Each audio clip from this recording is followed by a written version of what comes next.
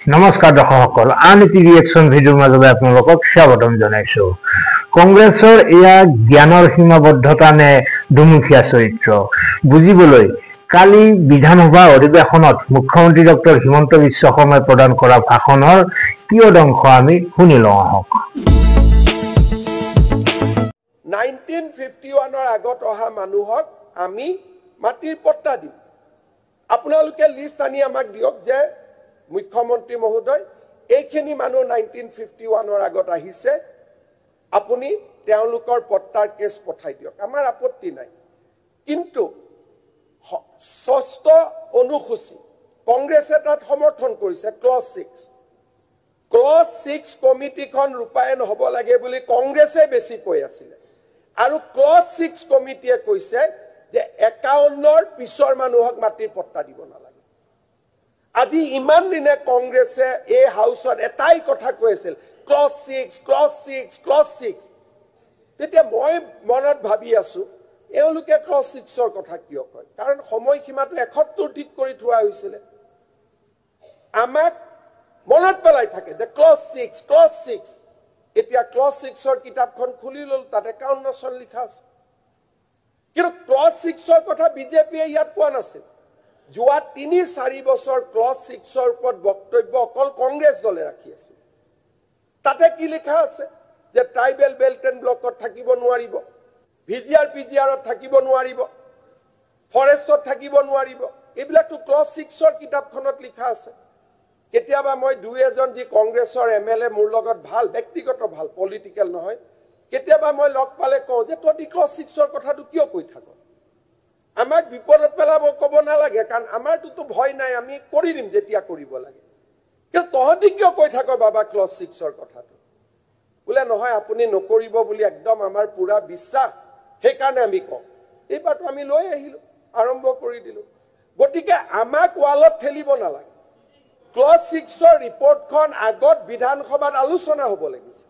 মাননীয় অধ্যক্ষ মহোদয়, সেইকাৰণে মই এটাই কথা ক'ব খোজো, tribal belt and block, PGR আৰু ফৰেষ্টৰ বাহিৰৰ মাটিৰ ক্ষেত্ৰত, চৰৰ মাটিৰ ক্ষেত্ৰত যদি আপোনালোকে ভাবে যে পৰামৰ্শ আছে, চৰকাৰক পৰামৰ্শ দিব, আমি নিশ্চিতভাৱে আলোচনা কৰিম। ৰেভিনিউ মন্ত্ৰী ডাঙৰীয়াক মই অনুৰোধ কৰিম, আপোনালোকৰ লগত তেওঁ আলোচনা কৰক, বহক, কথা পাতক। কিন্তু এটাই কথা যে আইনে যাক পাৰ্মিট নিদিয়ে, আজি আপোনালোকে চাহ বাগিচাৰ মাটিৰ লগত তুলনা কৰিছে, এইটো তুলনা নহয়।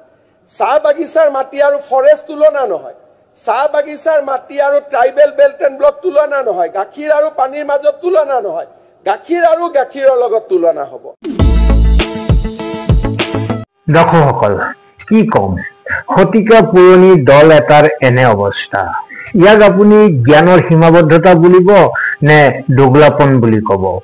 ক্লজ 6 অৰ্থাৎ অসম চুক্তিৰ 6 নং দফা আখৰে আখৰে ৰূপায়ণ হোৱাটো তেওঁলোকে বিচাৰে। মুখ্যমন্ত্ৰীয়ে কোৱাৰ দৰে ক্লজ 6 বুলি আজি 3-4 বছৰে তেওঁলোকে চিঞৰিলে। সেই ক্লজ 6ত লিখা মতে 51 চনৰ পিছত অহা কোনো মানুহক যেতিয়া চৰকাৰে মাটিৰ পট্টা নিদিয়ে, তেতিয়াও তেওঁলোকে প্ৰতিবাদ কৰে। ক্লজ 6 আখৰে আখৰে ৰূপায়ণ কৰাটো বিচাৰে, অথচ সেই ক্লজ 6 মতেই যেতিয়া tribal belt and block, forest land, PGR আদিৰ পৰা চৰকাৰে বেদখল উচ্ছেদ কৰে, তেতিয়া আকৌ উচ্ছেদিতসকলৰ কাষত গৈ একেলগে কান্দোনত ভাগি পৰে। এনে ঘটনা অনেক আছে। আচলতে তেওঁলোকে কিজানি আজিলৈ অসম চুক্তিখন পঢ়াই নাই। এনেদৰে কিমান যে শূন্যত গদা ঘূৰাই নাথাকে তেওঁলোকে। এনেকুৱা জ্ঞান আৰু যুক্তিৰে তেওঁলোকে কেনেকৈ সফল হ'ব সংসদীয় ৰাজনীতিত, তাকো হিমন্ত বিশ্ব শৰ্মাৰ দৰে দুৰ্দান্ত বিচক্ষণ ৰাজনীতিবিদৰ উপস্থিতিত। ইতিমধ্যে বহু কাম ক্লজ 6ৰ আধাৰতেই কৰি আছে মুখ্যমন্ত্ৰী ডক্টৰ হিমন্ত বিশ্ব শৰ্মাই। সমষ্টি পুনৰ নিৰ্ধাৰণ কৰি সংখ্যালঘুৰ হাতত থকা 35খন আসনক 22খনলৈ হ্ৰাস কৰা কামো ক্লজ 6 অনুসৰিয়ে কৰিছিল হিমন্ত চৰকাৰে। সেইবাৰো ক্লজ 6ৰ আখৰে আখৰে ৰূপায়ণ হ'ব লাগে বুলি দাবী কৰা কংগ্ৰেছে ঘোৰ বিৰোধ কৰিছিল। কেৱল কংগ্ৰেছেই নহয়, বৰঞ্চ অসম চুক্তিৰ মূল হোতা সদৌ অসম ছাত্ৰ সন্থাৰ মজিয়াৰ পৰা অহা লুৰিণজ্যোতি গগৈয়েও কংগ্ৰেছৰ সুৰত সুৰ মিলাই প্ৰতিবাদ কৰিছিল। যি নহওক এয়া এটা নমুনাহে এনেধৰণৰ সৰুপা নেতৃত্বৰ দ্বাৰা ভৱিষ্যত দিনত কংগ্ৰেছ দলে অসমত চৰকাৰ গঠন কৰিব পাৰিব বুলি আপোনালোকে ভাবেনে? তাকো হিমন্ত বিশ্ব শৰ্মাৰ দৰে বিচক্ষণ ৰাজনীতিবিদৰ উপস্থিতিত। নিশ্চয় কমেণ্ট বক্সত আপোনালোকে লিখিব আৰু আপোনালোকৰ মনত অহা যিকোনো অনুভৱ কমেণ্ট বক্সত লিখিব পাৰিব এই ভিডিঅ'টো সম্পৰ্কত। আজিলৈ এৰিছো, ভালে থাকক, কুশলে থাকক, কংগ্ৰেছক কিছু সুমতি দিয়ক ঈশ্বৰে, তাকেই কামনা কৰি ধন্যবাদ।